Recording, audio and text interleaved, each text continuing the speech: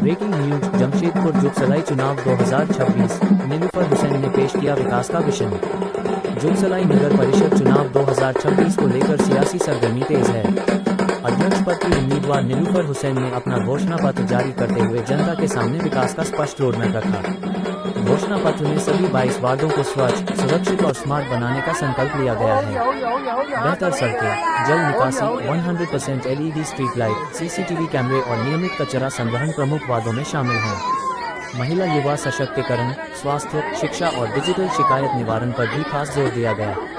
घोषणा पत्र जारी होते ही समर्थकों में उत्साह दिखा, ढोल नगाड़े बजे और टॉर्च जलाकर समर्थन जताया गया। अब देखना होगा कि नीलूफर हुसैन का ये विकास मॉडल जनता का कितना भरोसा जीत पाता है। जो है काफी चरम सीमाओं पे है, खासकर चुनावों को लेकर। तो आप अपना परिचय बताएं। मेरा नाम नीलूफर हुसैन है और मैं जुगसलाई से अध्यक्ष पद के लिए खड़ी हूँ। क्या आपको सिंबल दिया गया है? मेरा सिंबल टॉर्च का है, बैटरी टॉर्च। बैटरी टॉर्च कैसे परिभाषित करती हैं इसको आप? जी मैं समझती हूँ ऊपर वाले ने बहुत सोच समझ के ये बैटरी टॉर्च मेरे हवाले किया है, क्योंकि वो भी जानते हैं कि मेरे हाथों ही जुगसलाई की गलियों में रोशनी फैलानी है। आप नारी शक्ति हैं और निश्चित रूप से नारी शक्तियों की जो सो अहम भूमिका रही है। आपकी पहली प्राथमिकता क्या होगी खास के इन क्षेत्रों में, खास के यहाँ पे अपराध को लेकर हो, चाहे शिक्षा को लेकर हो, चाहे और भी ढेर सारे ऐसे मुद्दे हैं जो काफी गंभीर स्थिति है। जी जुगसलाई में बहुत सारी मुद्दाएं हैं, तो मैंने कैटेगराइज बिल्कुल नहीं कर रखा है कि पहली प्राथमिकता क्या होगी और दूसरी क्या होगी। सभी मेरे प्रायोरिटी लिस्ट में हैं। कचरों का मुद्दा यहाँ पे बहुत ज़्यादा है। मैं चाहती हूँ कि कचरों की सफाई की जाए और जगह जगह पे डस्टबिन प्रोवाइड किए जाए कि सफाई के बाद वापस से ये कचरा जगह पे ना फैले और डस्टबिन में प्रॉपर तरीके से जाए और प्रॉपर तरीके से जो गाड़ियाँ आती है वो उससे निकाल के लेके जाए।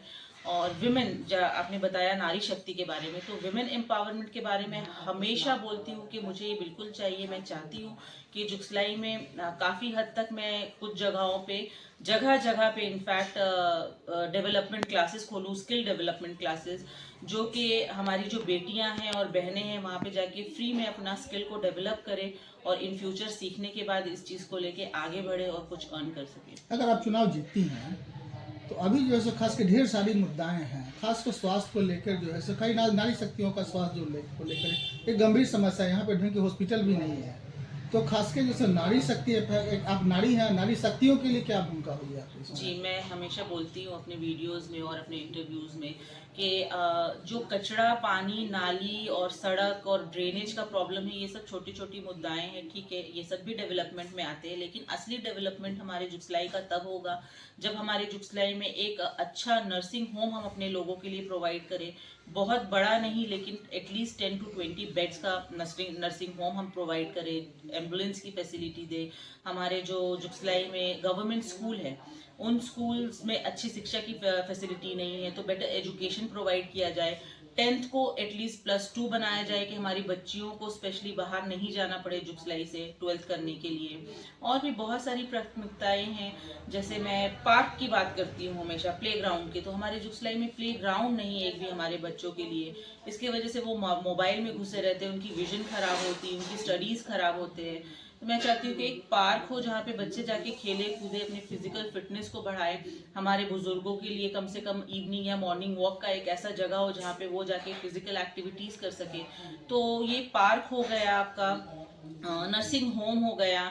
और हमारे यहाँ पे जुगसलाई में सिर्फ 2 सरकारी स्कूल हैं, जिसमें से एक हमारा हरिजन बस्ती में है। आज मैं हरिजन बस्ती गई थी। उन लोगों का कहना है कि हमें 2 वक्त का खाना नहीं मिले, लेकिन हमें हमारे बच्चों के लिए शिक्षा चाहिए। और 1 रूम का हमारा सरकारी स्कूल है जहाँ पे 150 से 200 बच्चे पढ़ते हैं एक ही क्लास में। तो ये सब बहुत आगे चल के देखना पड़ेगा हमारे बच्चों के एजुकेशन के लिए। ये प्राथमिकता मैं कहना चाहूँगी कि एजुकेशन इज मस्ट। सबसे भी गंभीर समस्या जुगसलाई में फीमेल्स को लेके ऐसा मुद्दा सामने नहीं आता है सुरक्षा को लेके, लेकिन फिर भी मैं चाहूँगी अगर मैं जीत जाती हूँ तो जगह जगह पे CCTV की निगरानी हो और हमारी फीमेल्स को इस तरह की सुरक्षा दी जाए कि अगर रात में 12 बजे भी वो घर से निकलती है तो उनको सेफ फील हो। पुलिस और पब्लिक के बीच जो है कैसा समन्वय होना चाहिए, कैसे जो है सो आप इसको रूटीन में कैसे कम्युनिकेशन आप कर पाएंगे जिससे कि सुरक्षा जो है सो? बिल्कुल, मैं चाहती हूँ कि पुलिस और हमारे बीच में इतना अच्छा कम्युनिकेशन होना चाहिए कि अगर हमारे महिलाओं को या हमारे एरिया में कुछ भी प्रॉब्लम होती है तो एक टोल फ्री नंबर जारी किया जाए जिसमें हम बेझिझक कॉल करके कभी भी अपने कंप्लेन को दर्ज करा सके, ना कि पुलिस थाना में दौड़ना पड़े। एक अपना भावनात्मक जैसे एक अपील जो है आम जनता की ओर से कीजिए। हमेशा एक ही चीज बोलती हूँ कि आप अपने कैंडिडेट को, जो अध्यक्ष पद के लिए खड़े हुए जितने भी कैंडिडेट हैं, आप अपना वोट देने से पहले कैंडिडेट को देखिए और बिल्कुल अपना कीमती वोट एक ऐसे कैंडिडेट को दीजिए जो ग्राउंड लेवल पे उतर के काम कर सके, जो ग्राउंड लेवल पे उतर के काम कर रहा है, जिसके अंदर पावर हो अपनी बात को मनवाने का, और अपनी पूरी सूझबूझ और समझदारी के साथ एक ऐसा कैंडिडेट को चुन के लाए जिसके पास आपको जाने से पहले 1 मिनट के लिए भी सोचना नहीं पड़े, बिल्कुल झिझक ना हो या ना ही कोई सिक्योरिटी को पार करके जाना पड़े। मैं आप लोगों के बीच की हूँ, आपकी बेटी हूँ, आपकी बहन हूँ, आप सभी को मेरा घर पता है, आप सभी को मेरा ऑफिस पता है, आप कभी भी मेरे घर आ सकते हैं, कभी भी मेरा फ़ोन नंबर हर एक के पास है, आप कभी भी मुझे फ़ोन कर सकते हैं, अपनी प्रॉब्लम्स बता सकते हैं।